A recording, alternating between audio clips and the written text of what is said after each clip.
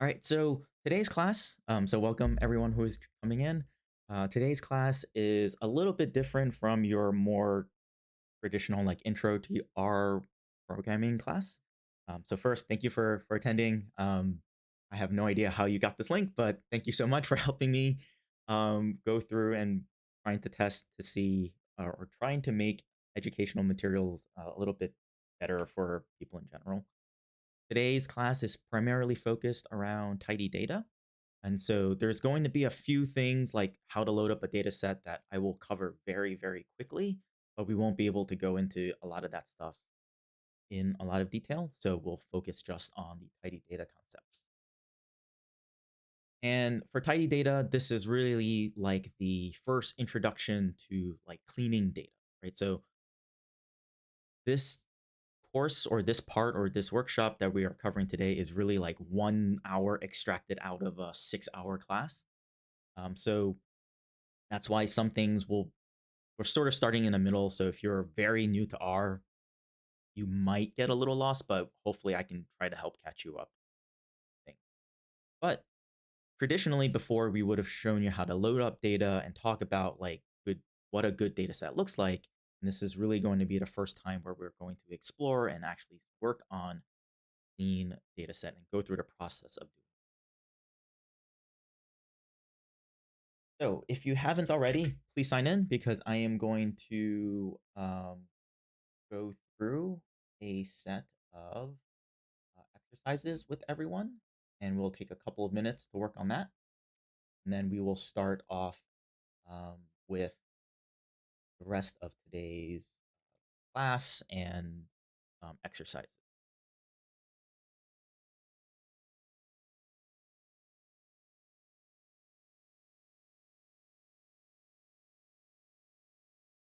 So if we go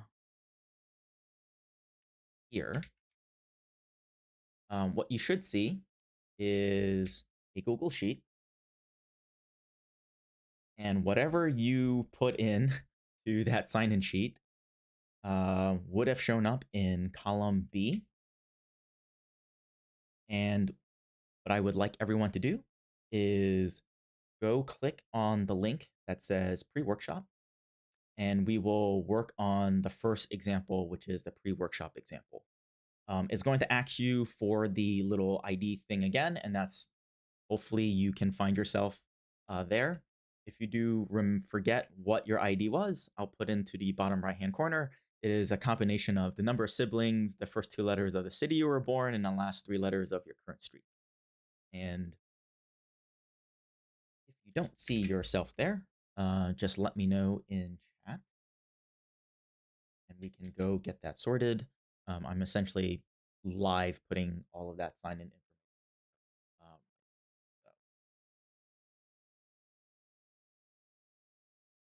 so we'll take about 5 or so minutes for everyone to. Ooh, you're on our computer. Um,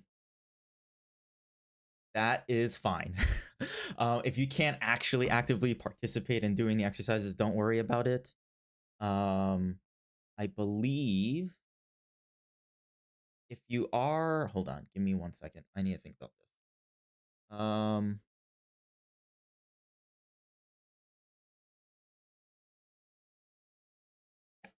So if you want, I can send you a link to follow along. And I'll just directly message you if that's the case. And don't worry about the actual research study portion of it. Then that's totally fine. You're not really going. So this way, you still see the exercises and you can still go and do them. And then I just won't have it for data, which is totally fine. Don't worry about that.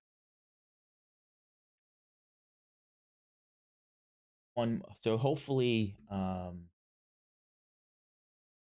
everyone was able to find their their name. Give me 1 second. There's some late people who are signing in now, so I am going to go add their names into the list, and we'll take about 5 minutes. So uh, I will say 13 past the hour, and then we will get started with everything else. And the stuff that's being listed in that pre-workshop class is essentially a quick review um, of what is like prerequisite knowledge.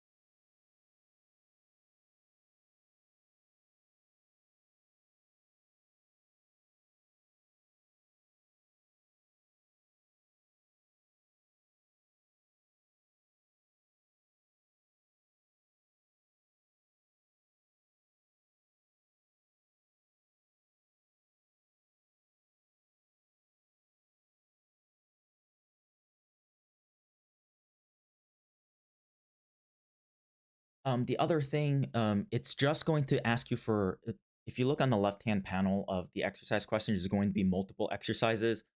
Just do the one that it links to. We'll eventually do all of the other ones, as you'll see as you click through all of the exercises, but you only need to do that first one for now.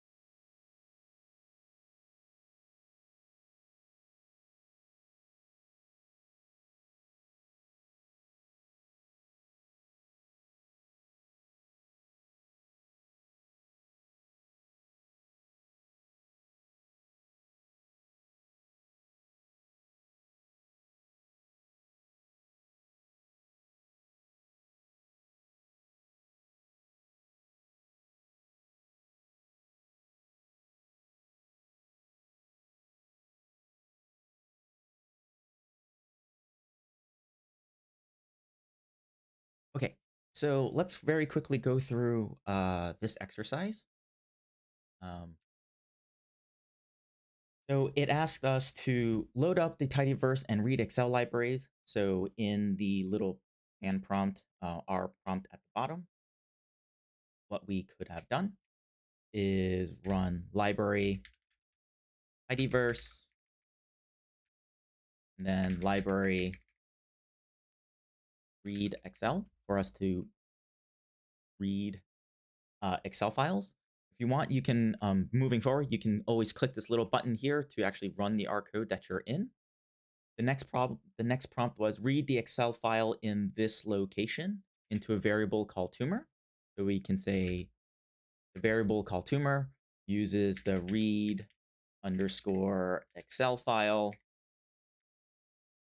and we can load that data set into a variable called tumor. The next part was select all of the columns except group and filter the rows such that day is 0 or 20, and then save that into a variable called tumor subset. So we can say tumor subset is going to get the tumor data set. We are going to select all of the columns except group. So a really small tidyverse introduction is there is a select function, and we can say select all of the values except for group, and that will give us just the tumor data set without the group column. And you'll see here that the GRP column gets dropped. And then it says filter the rows such that day is 0 or 20. So we can pass that into a function called filter. And then the variable that we're going to filter is going to be day with a capital D. So we can say day is equal to 0 or day is equal to 20. And if we run that, we'll see that it would have filtered the rows such that the only values in day is going to be 0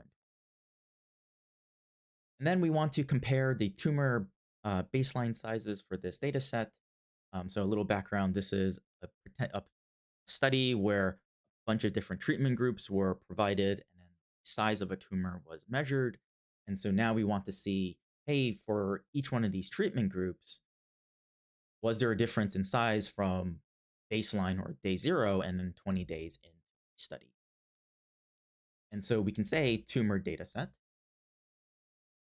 tumor subset.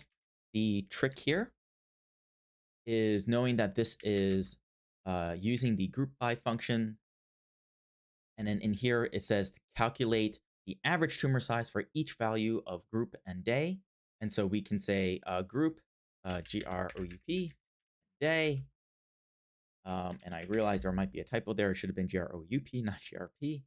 And then we're looking at the average tumor size, which if you know a little bit about how tidyverse works, and treat this as a really quick review of everything else, but not everything in the tidy data workshop that we're going to be covering is going to use this stuff. But this is more or less a review of everything that would have been covered up until right. So the function to know there is we're going to do a group by and a summarize, and then we're going to summarize by saying calculate the average, which is the mean of the size column into the tumor subset uh, data set. If we run that, we get a nice little, for each value of group and day, the average size. And then maybe we can potentially compare different treatment groups across these 2 days to see, hey, is there a difference in our treatment group? The last question asked to save the tumor subset into a CSV file. And so from there, the thing to know is there's a function called read underscore CSV. And then we give it the tumor subset. That is the file we want to save. And then the data set or the location is going to be data slash tumor subset.csv. And then that would have been the, yeah, that's fine. That would have been sort of the review of the all of the materials being covered now. And so this is the set of materials that we are able to do this type of processing because our data is more or less quote unquote tidy or clean. And this workshop, we're going to now show you how to go and tidy your data sets. The way we're going to do this is there is a paper that Hadley Wickham wrote in 2014 called Tidy Data. And we are going to essentially do a small little journal club and walk through this paper. Since 2014, there has been really small changes to how they defined tidy data.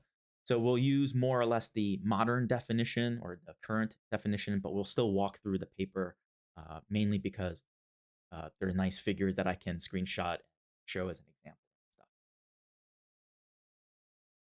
So in this paper, Hadley talks about rows and columns and what their relationships are to a tidy data set.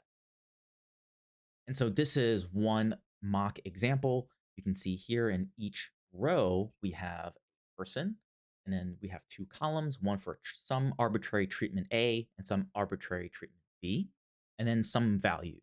And this is a mock data set. And so here, if we think about um, if we think about this as a data set, rows and columns are kind of ambiguous in the sense that like what does it mean to be a row? Like a formal definition. You can't more than like this is the thing that goes horizontally, right? Because if I transpose this data set, like flip the rows and columns together, I get this view of this data set. And so now each row, instead of representing a person, it's representing a treatment, and each column represents a person in this study. And so rows and columns are a little bit ambiguous because there's two forms of this data set and they're both store the same bit of information. And what does that mean when we're trying to run calculations? And I went through that very first example because it's a little bit easier for you as a person to eyeball what's going on in both of these forms. Like, did Jane Doe's values get better or worse? You can eyeball it. Same in the previous example, you can look across rows. But we don't really have the ability to say like, hey, let me pick a column. Remember that group by part of that example we just went through? I can't say group by treatment, give me the average value of these patients, right? I don't have the ability to point to a column. And that's one of those like smells or triggers or, heuristics. A tidy data set is something where if you want to perform an operation of some sort, you can point to a column. And so Hadley Wickham says that if a tidy data set of this data set looks like this. So yeah, as a person, this might be a little bit more difficult for you to eyeball what's going on. Like if I had to compare John Smith, like you can see, like I had to find him first and then scroll down and then find him again. It's a little bit harder to eyeball. But if we go back into that example that we just did, we do have the ability to say group by treatment, give me average result, or group by name, find me the differences between the result, right? I can point to columns to perform a set of operations. And so that's going to be one of those, first level heuristics as you move forward. Like, hey, I want to plot something. I want to plot this variable versus this variable, and I want the points to be on that shape. Well, all of those things, those variables need to be their own column that you can point to. Those are, again, a heuristic that you. So what does that mean when we want to formalize this definition of a tidy data set? So this is where the original 2014 paper starts to diverge. And so the more modern definition is each variable forms a column, each observation forms a row, and then each cell only contains information about a single measurement. And so if we go back, this form of our data set, each column forms a variable. We have a name, treatment, and result. Instead of a separate column for John Smith, Jane Doe, and Mary Johnson. Each row represents an observation, right? And so if we look across, this is like some treatment result for treatment.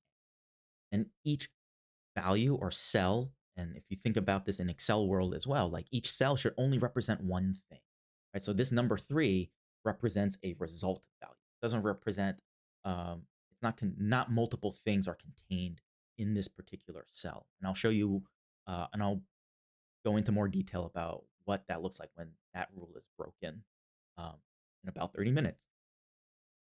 And so this is the formal definition of tidy data. And so why do we care about tidy data? Well, it's because we can use these fundamental tools, just a few functions, to essentially go through the initial data cleaning process for almost every type of like messy data set. And so And then once you have a tidy data set, then all of those other tools around like plotting and fitting models and all of the like fun stuff that you want to use R for, they all work on tidy data sets. So this is really like the process of what does it mean to clean a data. And so the thing is, all tidy data sets have very common sets of properties, like those three rules we just talked about. But every messy data set is messy in their own ways. There's three very common data sets, data problems that we will cover. And Hadley Wickham's tidy data paper also covers this. And we will go through each one of those problems. Okay, so we talked about what is a tidy data set, why do we roughly want to use a tidy data set. Now let's look at data sets that we might see, and then what makes them quote unquote messy. This data set that I'm showing right now is, again, coming from the 2014 tidy data paper. This is a data set from the Pew Research Center, and it lists for a given religion. So we have a column called religion, and then we have a bunch of columns for an income bracket. And then the body contains counts. So whoever responded to the survey, they asked them what your religion was, along with other things as just a subset. What is your income range? And then how many people reported uh, into that bin. This is a really good data set in the sense that it's very space efficient, right? I can put a lot of information on a page. And this is also really good if you're trying to publish a paper or some kind of show some kind of summary set of results. But remember all of that set of heuristics and the definition of tidy data. I want my columns to be variables. So we do have a variable, or we do have a column called religion, but I want a column that's, these look like income brackets, right? And so I should have a column called income, and then I should have a column that's count. And the benefit of that is then I can do something like group by religion, give me the sum of all of the people in the that has responded to the survey by religion, or maybe I care about, all of the. I don't care about religion. I want to say give me the counts of the people by income bracket, and I want to be able to point to those columns. And so if you're very new to R, what I would say is take out a piece of paper, do a very quick sketch of this data set, and then do a really quick sketch next to it about the data set that you want or that is tidy. And that would look like three columns, and it would look like a data set like this. I have a column called income, a column called religion, a column called income, and a column called frequency. And you can say like, hey, yeah, this is very not space efficient because there's fewer numbers I can point to the screen. But this is the form that a computer would need to do your analysis versus this is the form that's really good for you as a human to try to very quickly show results, right? And so that's the distinction that we want to make is there is going to be a time and place. Like if this form of this data set was you going out into the field and tallying people, then yes, you would want to keep your data set in this format. Easier for you to spot check to see where mistakes are potentially are. It's more dense, so you can have more things showing on a single page. And then the whole benefit of tidy data is then we can take what you need as a human to be easily ingestible, and we can very quickly turn it into a format that a computer can. And so the first thing that we're going to show you is this pivoting essentially between what's known as a wide format to a long format. And no information is being lost really when you're going between these two. There's always a caveat to that statement, but being able to wrap your head around this type of transformation or really identifying when this transformation needs to happen, you don't need to program what's going on. That is the first step to principle. So if you haven't already, you should have downloaded that zip file, which I will put right here. Hopefully it triggers the little zip file. We will save it. I am going to save it on my desktop.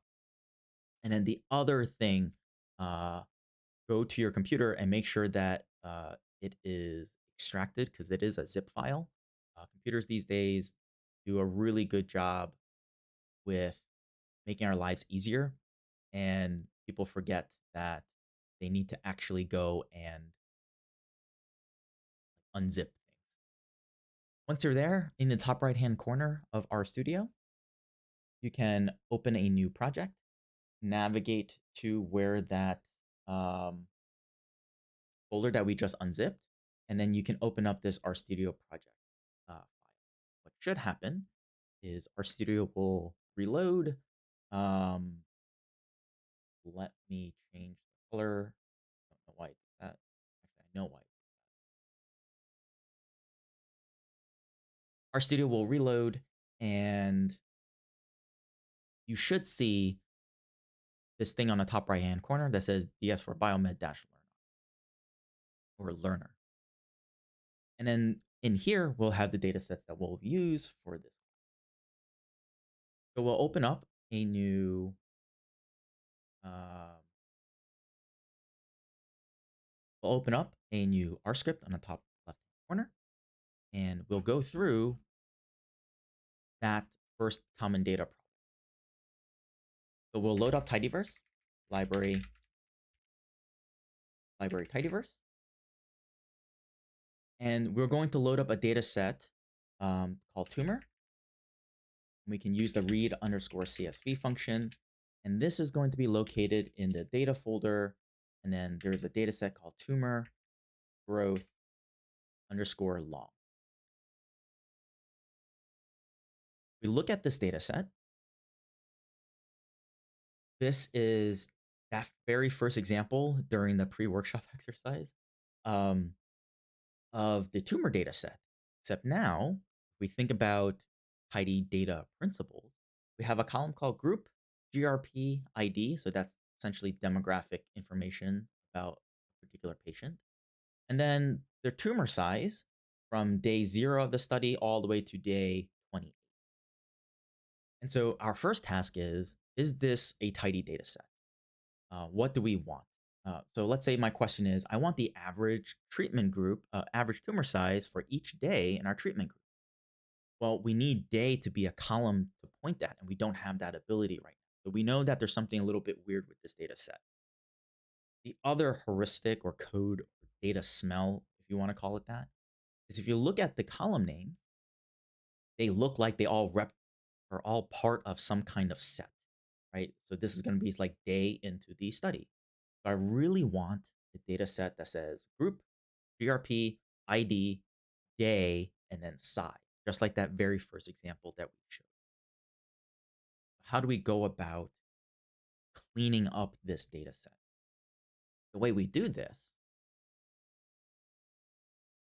is take our tumor data set, we pipe this into a function called pivot underscore longer. And pivot longer, essentially, we tell it what are the columns that we want to move into the longer format.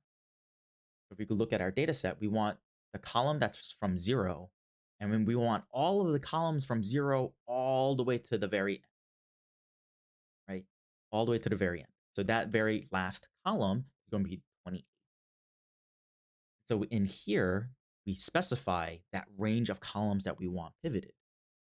So we're going to first, the typing is going to be a little weird in R because the column names begin with a number. R does not like variables and columns that begin with a number, so we actually have to use a little backtick. So if you're on a US keyboard, it is the key to the left of the number 1. And I believe if you're in Europe in one of the German Nordic countries, I believe it's 6 or 8 is where the backtick. So this is how we select, hey, I want the column named 0. And then we can say a colon to say like start from 0 and go all the way over to the column called 28. We don't want to always specify the last column manually. One of the things is if you're doing that, you might accidentally forget, and then your data set doesn't get updated with new data. And so here we can actually specify last underscore call in round bracket to say, hey, just go to the last column and select everything in between those two values. And that way we don't have to manually put in 28, 29, 30. et cetera, et cetera. We can run our code, and then we get this. Right. The next part, if we run this, you'll see that we pretty much get the results that we want. The only issue is the column names aren't named properly. So we can change that into the pivot longer function.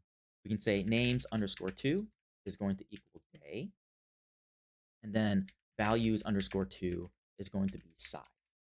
Now, if we run that, we get a nice little data set with the correct column name. We can save this into a variable called tumor underscore tidy. Now we have our tidy data set. We can now ask the question, just like the pre-workshop exercise, for each value of group, give and day, give me the average size. Now we can point to those columns. The other thing that you can do is if you know that there's missing values because of the pivoting, because dates were missing, one quick way to drop all the columns that are not complete, that like has a missing value, you can pipe it into a function called drop underscore NA. And now if we look at this data set, we now have a complete data set without any missing value. So that's sort of up to you. Um, that's something that you want. That's sort of what I'm going to show in today's. All right, so now it's your turn. If you go to the spreadsheet here, look for your ID that you use to sign in, and then go to exercise 1 and then click that exercise. And I will give about 5 minutes for everyone to work on. And if you're done, you can tell me that you're done or use one of the Zoom flags. But we will work on that exercise. If you have any questions, you can also post them in the chat.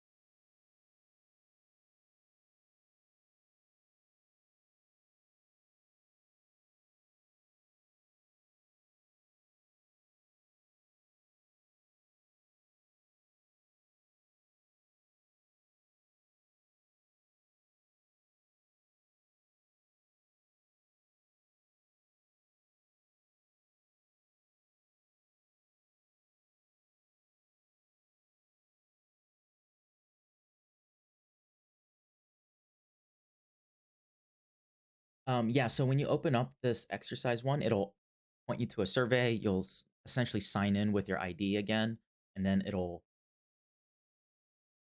will be a link that will direct you to the exercise. And then copy paste your code from the exercise into the survey. So that's the actual research portion, is looking at the code that you write. There's no real right or wrong answer. Just give it an attempt. Um,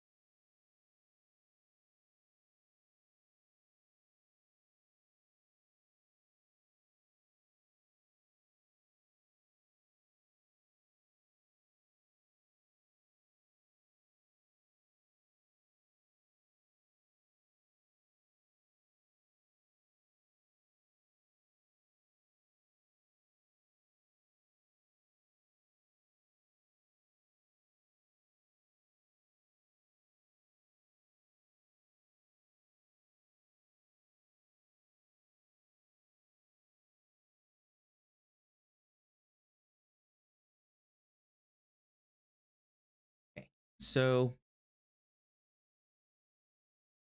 let us talk about that exercise. Up. So exercise one is really very similar to the example that we just saw, which was given this Ebola data set. This is a data set from the 2014 Ebola outbreak. From the date of the outbreak, there is a country, and then day of the outbreak. So this outbreak had occurred over the course of 289 days. At least that's what most people were submitting data for. And then we have a set of, I believe these are case counts. This is going to be a little bit different from the actual Ebola data set that's loaded up. So uh, bear with me for this example. That's why we have this on the internet. And then we want to be able to have this data set, which is date, country, day, cases. And so the actual code will look like pivot underscore longer. We want to specify the columns. So we are starting with 289. So remember the little backticks, 289 to last underscore call. And then we want our names and values to be day and cases. So we can say names to day, values to cases, and then don't forget at the end to drop missing values. And then this, hope this works, should give us the proper solution to that data set. And I'll paste that into the Zoom chat just so you have it as well. But that's sort of the little quick run through for that.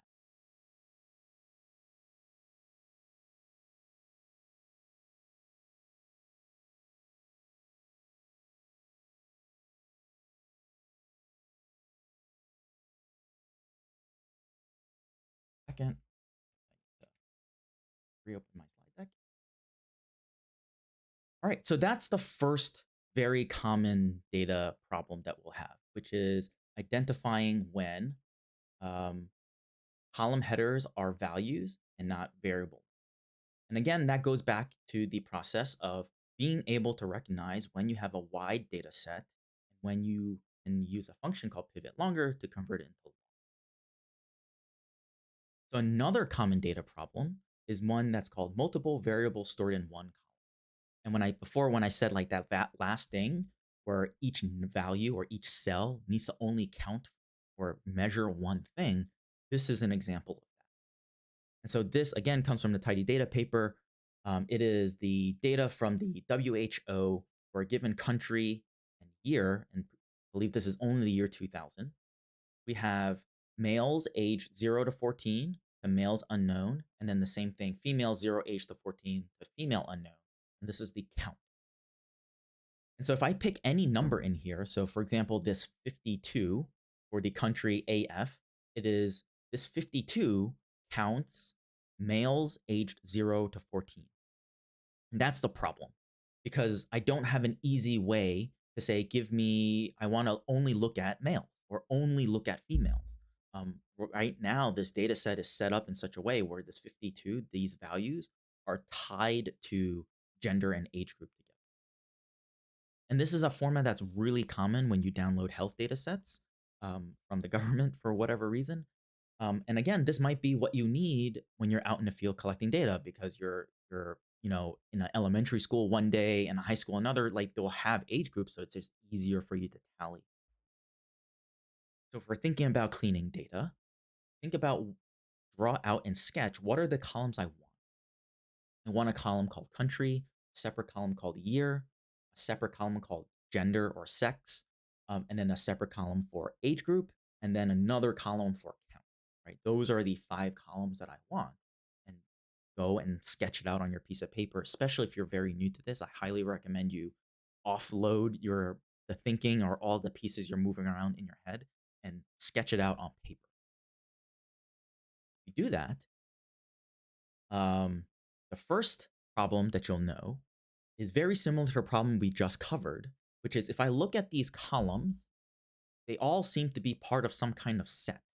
That set itself has a problem because it's gender and age group together, but it's a sex age group set. So the first step in cleaning this is doing the same process we did before, which was pivot longer. And then we'll get this data set on the left. And that's most of the way there, right? We have the 4 columns instead of 5. And if I even say, like, don't worry about programming at all, and you look at this column named column, and I say, like, hey, I want a column that says sex, that's M or F, and then a separate column that's 0, 14, like the actual age group. Don't worry about the prefying of it. But if I were to say, how do you go from the data set on the left to the data set on the right?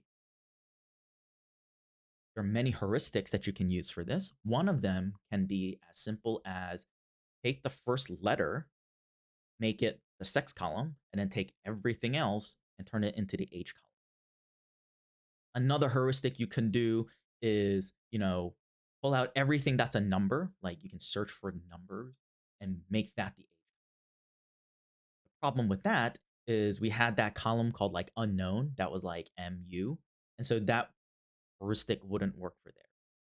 But this means that when you are manually curating your own data set, it's okay to have columns that make sense for you as a human, as long as you have a plan later on to process and clean this data, right? So right now we're using the first letter. It's totally okay to put like an underscore, right? So for me, I might do M underscore 014, and I will know I can break that part up by the underscore, right? So leave yourself some kind of breadcrumb trail so you can very quickly go from this is something that's useful for me as I'm putting together data sets, and then something that's useful for the computer for them to process. Because now the data set on the right, I can answer the question, group by sex, sum the columns, sum the case column, and then I'll have the total male and female in the year 2000 across all countries in the world, or some combination of. And that goes the same thing for plotting, and maybe you can say like for a given year, like predict the number of cases in the world, right? And those would be two variables in a statistical model. Those two variables have to be separate columns. Okay, so what does this problem look like in R? Well, we can actually go and load up this very data set. So we can say TB is going to be read underscore CSV, and it's going to be in data slash TB underscore long dot CSV. We look at this data set. This is exactly the same data set from Hadley Wickham's data paper. We have country, year, and then male 014 all the way to female unknown. This is that. So let's go through the process of tidying up this data. I see that a lot of these columns seem to be part of the same measurement. So without thinking about anything else, I know TB underscore long, that first step is that example I just showed you, which is take that TB data set, put it into pivot underscore longer, and then how does pivot longer work? So remember, select the first column. So for me, it's going to be M014 colon, and then in our case, we can say last call to select the last column. Now, if I look at TB long, I have this data set that's pretty much very similar to that data set on the left-hand side. So the next step is how do we go about and break up this column called name into those two parts? So we can pipe this into another function called separate. So we can use the separate function to say, hey, give me a column you want to break apart. So in our case, it's the column called name. We're going to break it up into a couple of parts. So we're going to say into, and we're going to use this C function essentially as like a list. So we're going to provide multiple columns to create. We're going to break it up into a column called sex, and then a column called age underscore group. And then right outside that closing parenthesis for C, there's another parameter called sep. And here we can put in, pop out that first um, variable. Um,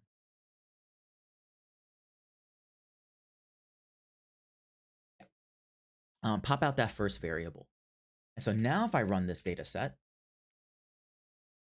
you can see what separate did was take that name column and break it up based off of that first character. And so here for sep, if I had like used m underscore 014, I would instead have put something like put in underscore, and that would have done something really similar. Um, right. So let us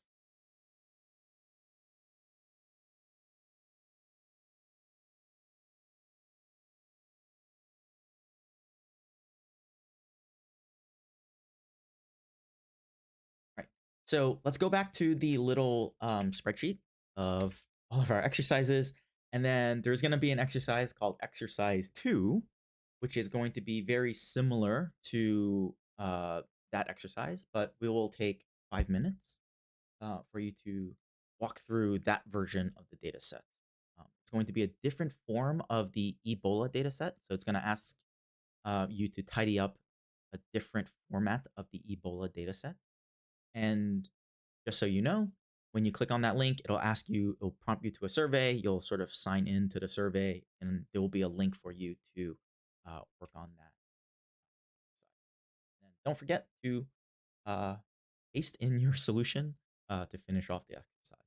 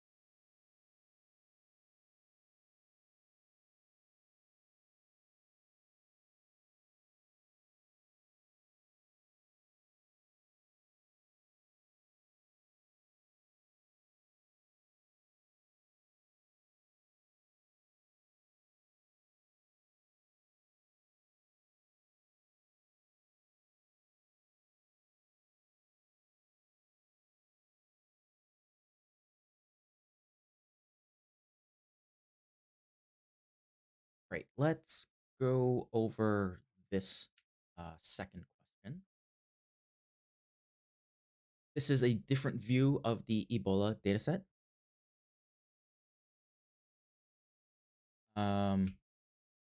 Oh, if you are not, don't worry if you're unable to open the exercise links. You can paste me the into the chat, like which one that you're trying to work on, and I'll. It's probably something I need to fix on my end, but don't worry too much about the exercises. That just means like I screwed something up for my actual research study, but that's more my problem, not yours. But yeah, don't worry about that. And all right, so this data set is a different view of the Ebola data set. Instead of looking at just case counts, you'll see that it says date, day of the outbreak, cases Guinea, cases Liberia, and if we keep scrolling right, we'll eventually get death count. And so this is actually how the Ebola data sets or the countries were reporting data during the outbreak. They were giving you just straight up case counts and separate death counts. And when this data set was automated and put together, it was put together in this format. So this is a very similar problem to that tuberculosis data set, where if I look at this 2,775, it represents two things going on. For a particular date and day, it represents the country and whether or not this is a case count or a death count. Right? So there's no simple way to sort of say, hey, I just want, uh, you know, just to plot cases or on its own across the world or across all of these countries. It's always tied together with a separate uh, case death count with the country. Same with that. Yeah, case count or death count with the country. And so again, if we look at the columns, there is a very similar set that these things belong to. So before worrying about anything else, let's fix that portion of the data set. We want, at the end of the day, we want a column called date, day, case count or death count, and then a country, and then the actual value that it was measuring. So let's go through and fix that first problem.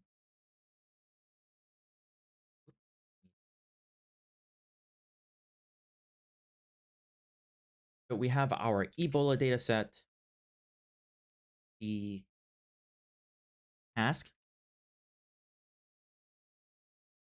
is going to say pivot longer, and the columns that we're going to start from is going to be cases Guinea. So we can sort of copy paste this and go to last underscore call to go to the last column. And if we run this little bit of code, we can see we now get that name and value column that we saw. And now to break up this cases with this case count, death count with the country, we can pipe this into a function, separate. What is the column where we want to separate? Well, it's going to be called the name column. We're going to separate it into a column called, and what was the reference one? It said we want to call it case underscore death and then country. So we can call it case underscore death and then country. And then separator, instead of 1 before, we're actually now separating on the underscore.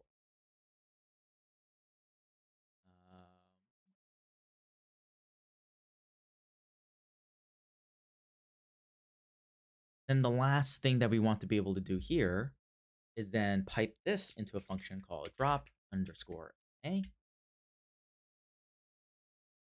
And it'll get rid of all of those values that didn't have a recorded value for it. And just so if we were to save this or give this to someone else, they don't have to deal with missing values. So that's sort of the solution for that exercise.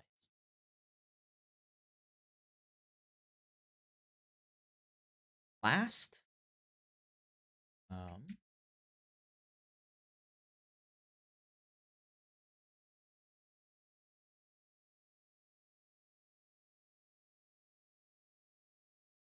The last really common data problem that people will have is this notion that variables are stored in both rows and columns. And so you don't really know that this is a problem that's happening in your data set until you go through some of the cleaning process and then you realize, hey, some other operation will be easier this way. And then you'll recognize and essentially the opposite of pivot longer, we will use pivot wider. But you don't really know, again, that you need that function or that's the problem with your data set when you're staring at, for example, this one. So this is a weather data set for a given location and year, month of the year, and day of the month, which is on the columns here. It is a temperature reading of the max temperature and minimum temperature for that particular location. So the first thing that we should be able to recognize is that if we look at the columns here, they belong to some kind of representative set, right? So this is going to be pivot longer operation, and that's something that we've done 2 times already, 4 times if you include the exercises.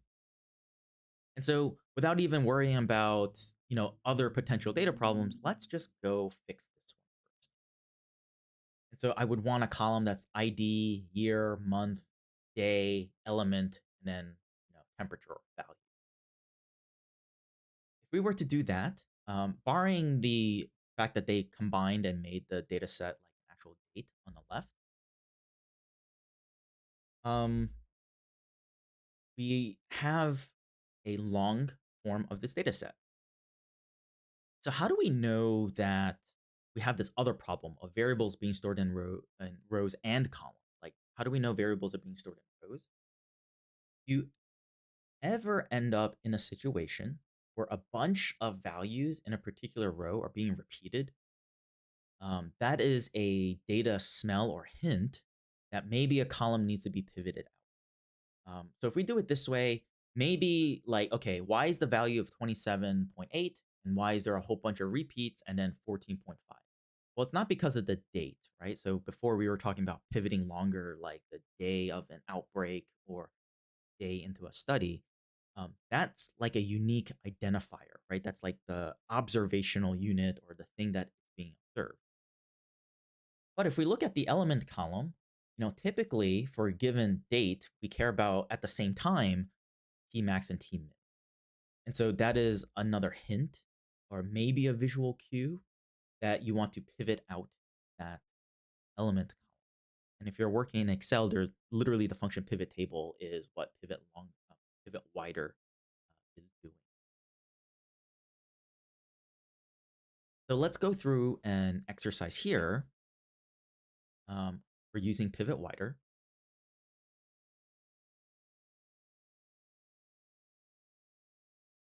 We're going to load up a different data set. The data set that we're going to load up is going to be Medicare data in the United States. So we can see that in CMS. We can load up a data set called we can use read underscore CSV. We can then load up the data set CMS underscore utilization. And we get this nice CMS data set.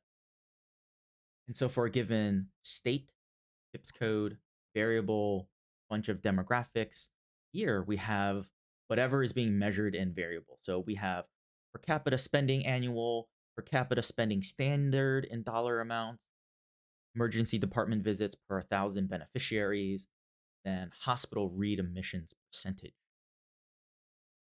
And all of those values for each year across until 2017.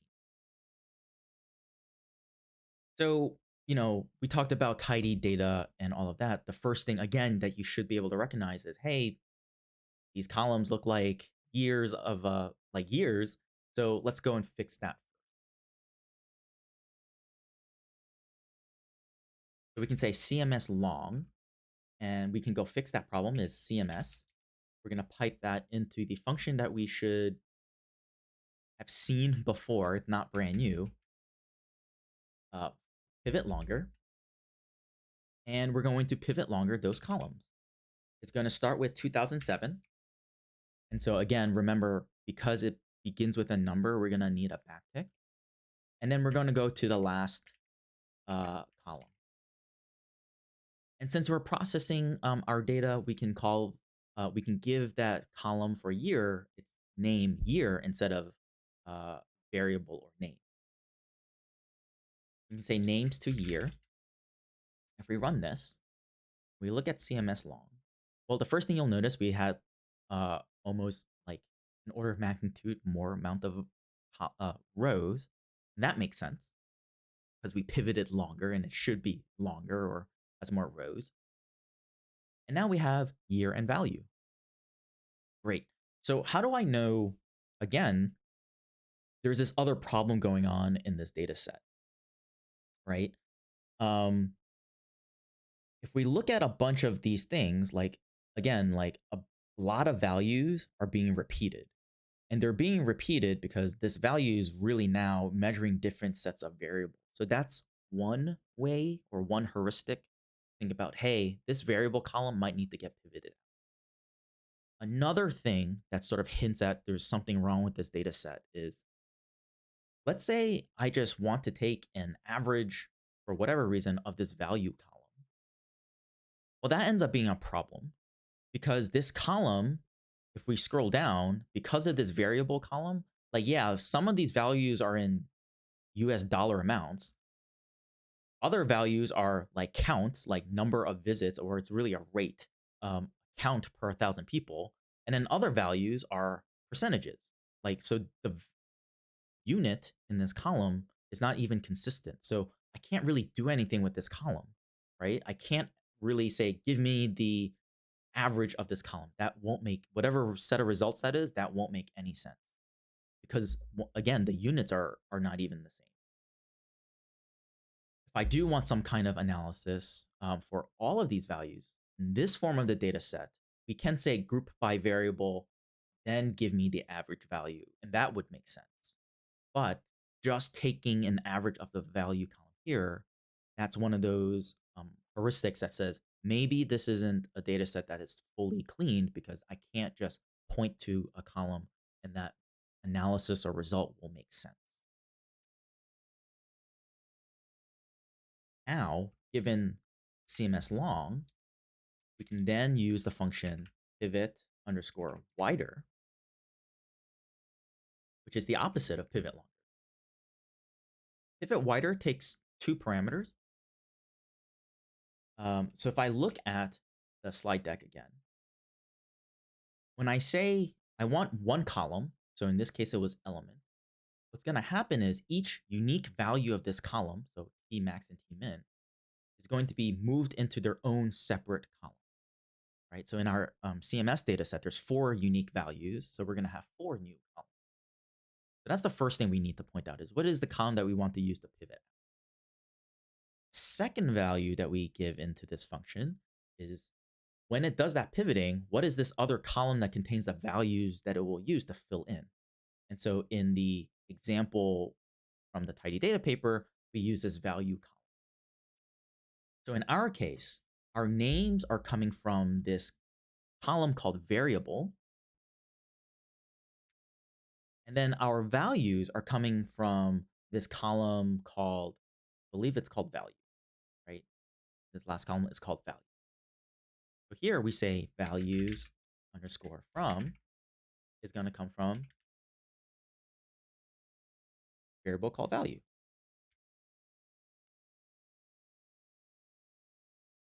Say CMS tidy gets that data set. Now, if we look at this data set, we have for a given state, FIPS codes, a bunch of demographics, and then here on the right-hand side, we have those more reasonable things for us to look at, right? So now we can see like, here's the dollar amount, a rate, and a percentage. And that is how we can sort of look at different or look at like potentially like data smells essentially and use that to guide what is potentially the next step in our data. So if we think back to that very first example, I can use this tidy form to say, oh, group by state, give me average per capita spending, or group by state and year, give me average per capita spending. But if I want to do it for like these 4 columns, well, maybe I want the long form. So I can say group by state, year, variable, give me the average value. So now you have this ability to pivot around between these two formats. And there's really no preference, like do whatever one makes you think the code is clearer. Sometimes I will pivot longer to do that just so I have to do less typing. As you noticed, like there's a lot of weird things going on with this column name because there's spaces and unique characters, and that sometimes gets hard for a computer, for you to tell the computer that's what you want. So you can use both of these formats to your advantage when you are processing your data. But at the end of the day, if you're trying to, fit a model or plot like, hey, what is per capita spending by standardized, and you want it in a scatter plot, well, you need this form of the data set, because you can point to those columns for the thing that you wanted.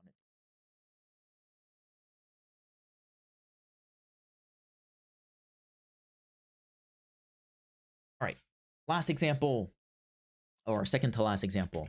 Um, we'll take 5 minutes to go through example number 3.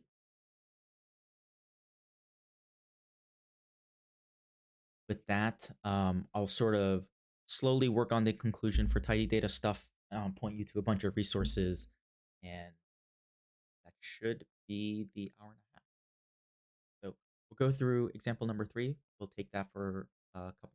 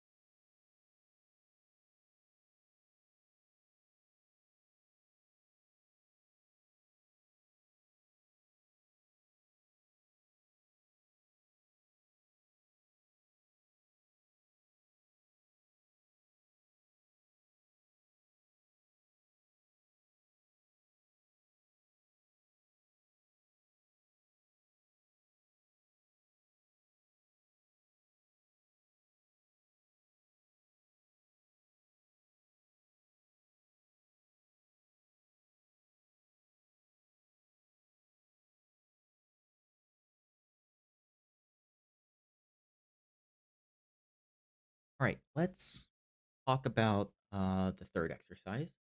So we are given the same Ebola data set as the previous exercise. We have day-to-day cases and country. So we roughly know how to do those initial steps, but we want another form of this data set, which is, hey, for a given observation, which is country and date, I want both the cases and deaths at the same time. And what is one reason why you would want it this way? Well, even though that the unit are both counts, if we have our data this way, we can then ask the question like, give me the observation where there were more than 2,000 cases but fewer than 1,000 deaths, right? We can actually ask that question now using two variables at the same time versus the previous exercise because it was all in one column. There was no way to do that type of filtering because we wanted our question contained two variables, but all of that information was stored in one column. And so that is another reason for doing that pivot wider operation. So let's go through the Ebola data set and it'll be a little bit of a review from the previous example. So we have our Ebola data set. We are going to say, hey, we recognize that we have a pivot longer operation. And so the way we're going to do that is we can say cases underscore any all the way to last underscore call. You can then pass that into a variable called separate. We're going to break up that name column into two separate columns called uh, case case underscore death and then country. And then sep is going to be the underscore. So this part is really similar to the previous example. Actually, I believe it's exactly the same as the previous example. So now the last step here, because we wanted to be able to, look at observations where, cases were more than 2,000, but deaths were less than 1,000, we then need to do this pivot wider operation. And then the names are going to come from case underscore death. The values are going to come from this column called value. And then we have that nice little pivoted table. And then because we have a bunch of these NA values, because not every country was doing reports every single day, we can pass in the drop underscore NA function and then get a nice compact clean data set. Um,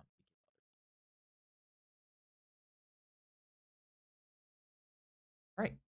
So that's most of all of the tidy data components.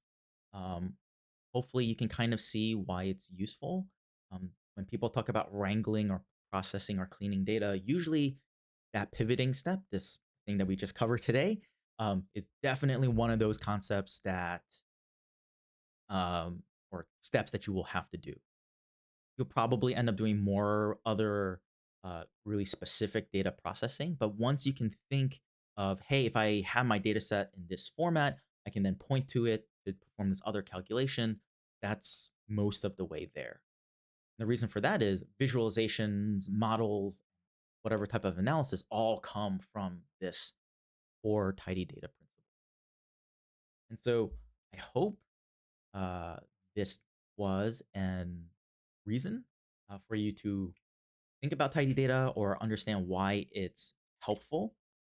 If we go back to this exercise, there's one more set of questions that I'll have people walk through or work through. It's a bit longer, similar to that first pre-workshop question. So I'll give people a little bit more time to work on it. If you have any questions, also, you can always post them into the chat. And we'll go over this question together. And then I'll sort of do a big link dump of everything you like these materials or whatever, I'll give you the links to everything so you can review them. And then everything's recorded. So sometime next week, you'll also, if you're here today, you should have gotten all the emails, and then all of that stuff will come in as it. So we'll take a couple of minutes to work on that last set of instructions or that last set of exercises, and then we'll go over everything again, and then I'll give everyone a big link though.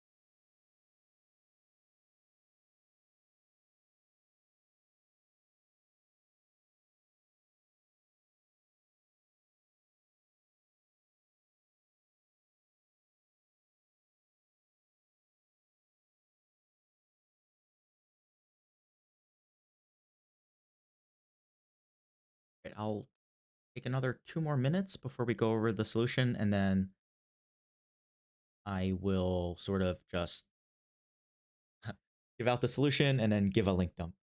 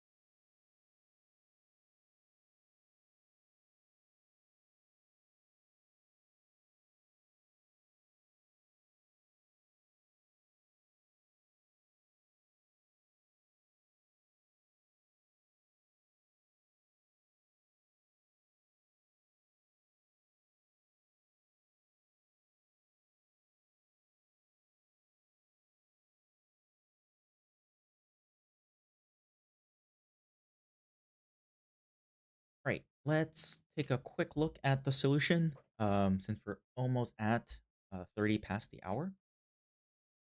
So this is a different data set now. It's looking at cytomegalovirus, and this is an example of a data set for a given ID, age, prior radiation value, some kind of metric, whether or not you were tested positive for a value. But we have these donor negative, donor positive, and then if a donor was negative, was the recipient, what was their status of blood transfusion? So we'll go through this exercise. So it says use the read Excel library to load up the data set. So we can say library read Excel. And then here we can say CMV is going to be using the read underscore Excel function data slash CMV dot XLS. And then here, given this CMV data set, the next portion was take this data set, filter it such that the age is greater than 65. So we should only be given data sets where age is just 65. In our case, it's just one, but it's fine. We'll save that to a variable called CMV underscore subset. Then we can take that data set and we can use write CSV to take the CMV subset and then pass in and have it save into this data set called data, whatever. And then now we can filter data sets and then hand them off to somebody. So if you're following along and going through the exercises, remember to paste all of the code into the survey. That would be really helpful. Next portion is tidy up this data set.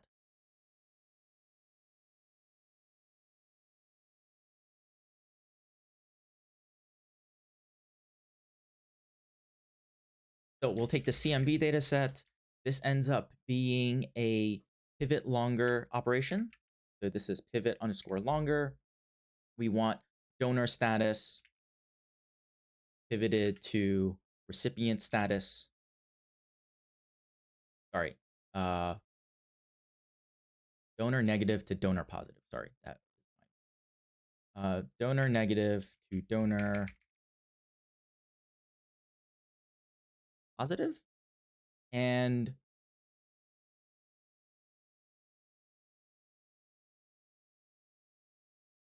on. Uh, I'm gonna like trying to struggle like going through this example off the top of my head.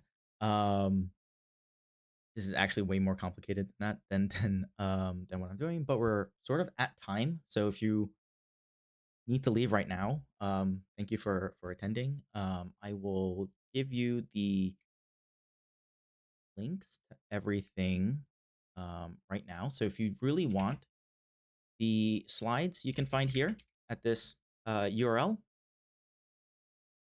The actual course materials that that I am teaching out of, this was already in the original email for the sign up stuff, but you can go to ds4biomed.tech, and the actual tidy clean data chapter is the set of materials that we went over uh, for today. The Google Drive link through Bitly that I just sent out will give you access to all the slide decks that I usually use for like this full blown. Um, it's either 6 hours or 12 hours, depending on how many sections I teach. Um, but all of that stuff, the slide decks are there. And yeah, with that, I would say thank you for I will say thank you everyone for attending.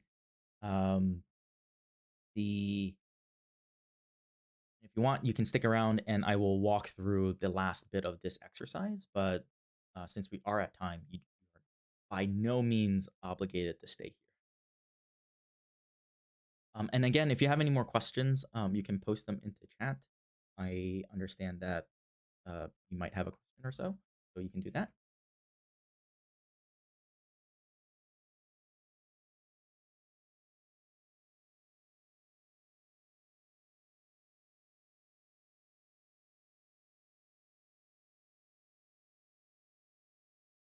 So we'll go over the last part of this question, which is CMV.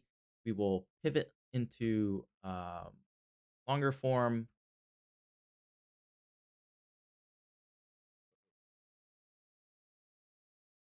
Actually, what I will end up doing is I will submit in an email right after today's class on like the actual solution to this.